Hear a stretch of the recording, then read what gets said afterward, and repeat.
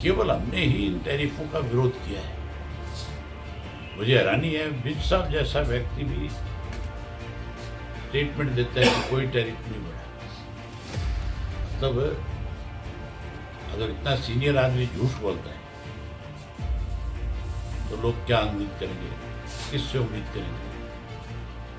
जो आदमी लोगों के साथ न्याय करता था, जो दरबार लगाता था, आज वो भी कहीं इतना कमजोर हो गया कि उसको भी ये कहना पड़ता है कि कोई टैरिफ नहीं बढ़ा। हरियाणा के ये दो राजनेता जो आपको मेरी कंप्यूटर स्क्रीन पर दिखाई दे रहे हैं, ये किसी पहचान के मोहताज नहीं है।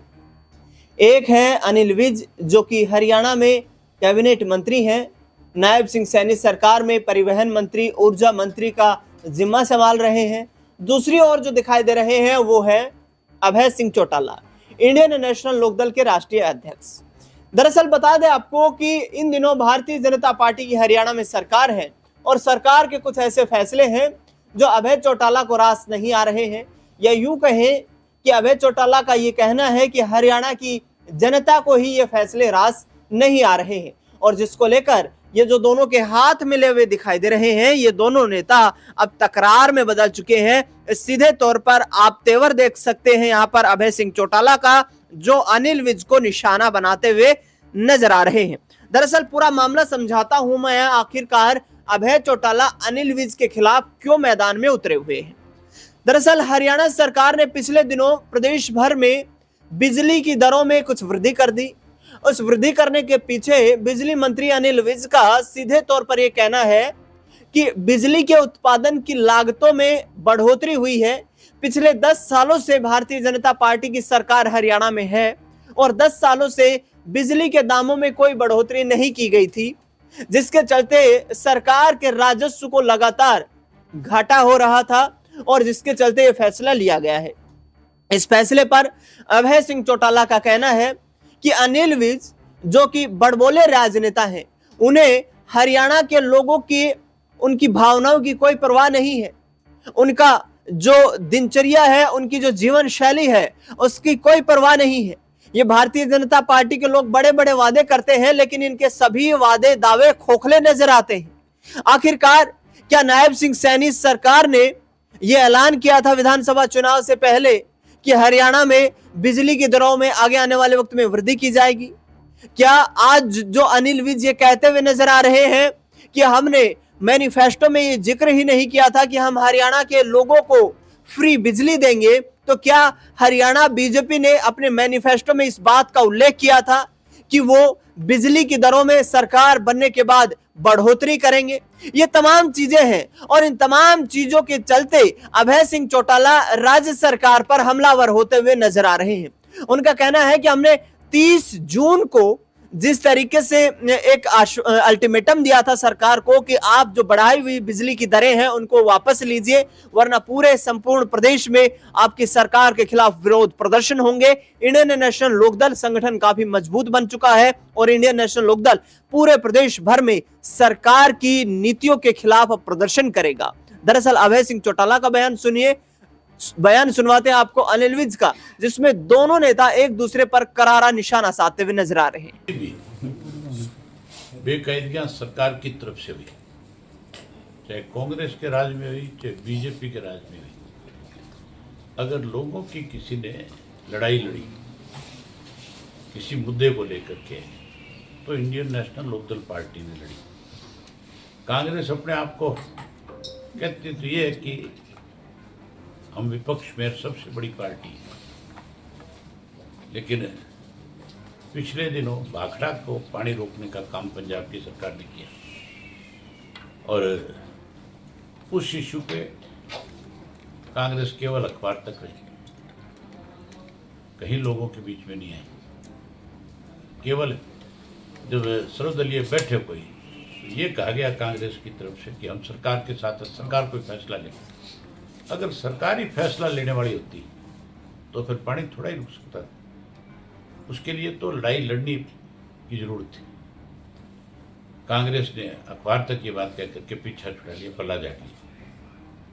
उस वक्त भी इंडियन नेशनल लोकदल पार्टी ने ही बाकायदा तौर पे प्रदर्शन भी किए और उसके साथ साथ सरकार को चेताया, पंजाब की को भी हरियाणा की सरकार को भी, दोनों को एक डेडलाइन दे दी कि या तो 25 तारीख तक हमारे हिस्से का 9000 क्यूसेक पानी जो है वो पूरा मिल जाए, नहीं मिलेगा तो हम हरियाणा से पंजाब के जितने रास्ते हैं सब बंद कर दें।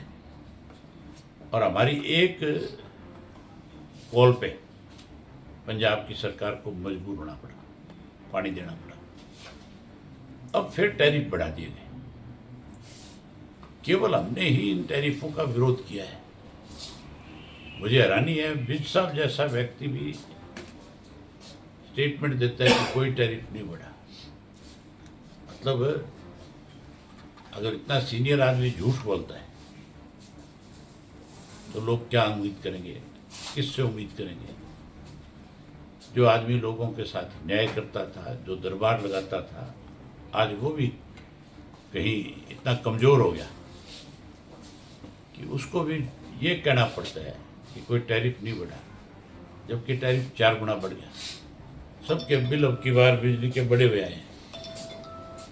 कोई भी एक व्यक्ति ऐसा नहीं मिला मुझे इसलिए ना कहो, इसलिए हमने ये फैसला किया है। चुनाव के समय तो बड़े बड़े वादे किए कि हम बिजली सबको फ्री देंगे, लेकिन अब इतनी मोटे मोटे बिजली के बिल भेज रहे हैं, सरकार ने चुपचाप टैरिफ बढ़ा दिया। आखिर मतलब वो वादे सच्चे थे या ये वादे झूठे हैं, इस पर आप क्या कहेंगे? देखिए, हमने कभी नहीं कहा कि हम फ्री देंगे। ये तो विपक्षी पार्टियां झूठ बोल रही हैं। 10 साल के बाद बिजली के बिल बढ़ाए गए और वो भी मामूली बढ़ाए गए। 10 साल में महंगाई कितनी बढ़ गई। हर चीज बिजली बनाने के लिए जो हम लेते हैं उनकी कीमतें भी बढ़ गई। फिर हमने जो 2 किलोवाट तक के उपभोक्ता हैं उनका कुछ नहीं बढ़ाया। 2 से 5 वालों का भी अगर 2014-15 से कंपेयर करें तो 25-30% कम हुआ है। जो ये सरकार छोड़ के गए थे, जो आज बोल रहे हैं,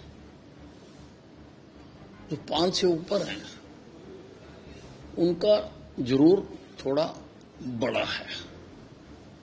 और हमने और भी किया। पहले मिनिमम चार्जेस लगते थे, बिजली फूको या ना फूको लगते थे।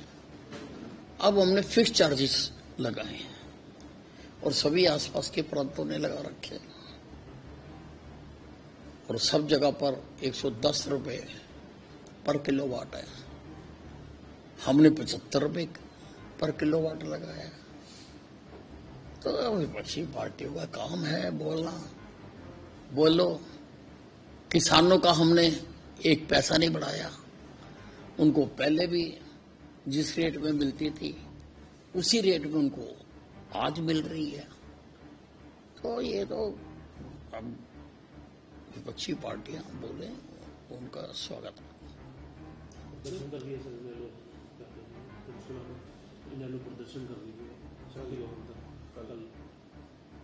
तो करो ना, ये विपक्ष का काम है। ये तो मरे हुए हैं, करो। क्या करेंगे ये? 4 आदमी इकट्ठे होकर तो बैठ नहीं सकते, एक दूसरे से बात नहीं करते।